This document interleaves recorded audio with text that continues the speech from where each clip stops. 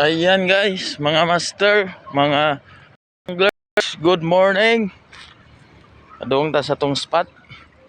Dangog ra ba ni? Woo! Good morning, good morning. Weekend na naman. Is casting time, fishing time. Time check is 6:19 in the morning. Supposed to be na late jud ta kay among sabot sa akong mga anglers is 5 AM. So, giinjan ko nila Ko na lang nagsolo-solo na lang ko casting. Pero paduol ra sa spot. Takes lang og 13 minutes. 13 minutes sa gikan sa kuan.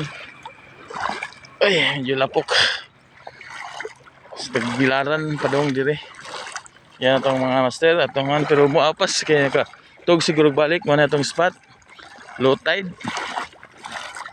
Itong gamit na sit up apong 662 ang rad na to 662 apong 662 UL ultralight. Ayan mga master, try tagkasan ng bitaw nabay makuha ni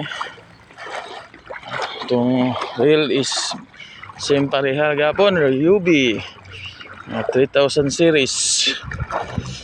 Mga master, okay, ano si Haring Adlaw, insaka na si Haring Adlaw master, insaka na si Haring Adlaw mga master.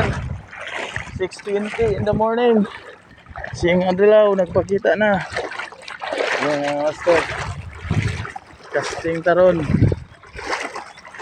the country of lizard fish ni kita dito sa una sa ganap kay ni chicken katambak kuha tani pero karon overfishing na kayo hindi kay view.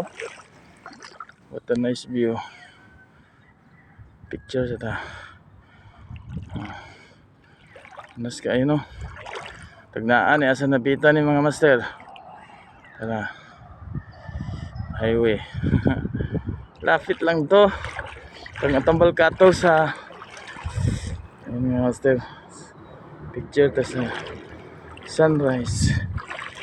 Wow, mga master,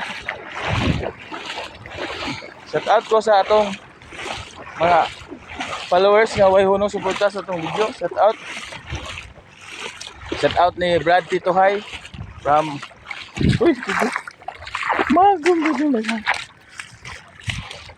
from Putuhan Tubigon Bohol. Shout out Brad. Casting solo casting lang sa taron kay giinjan ko sa akong mga kauban.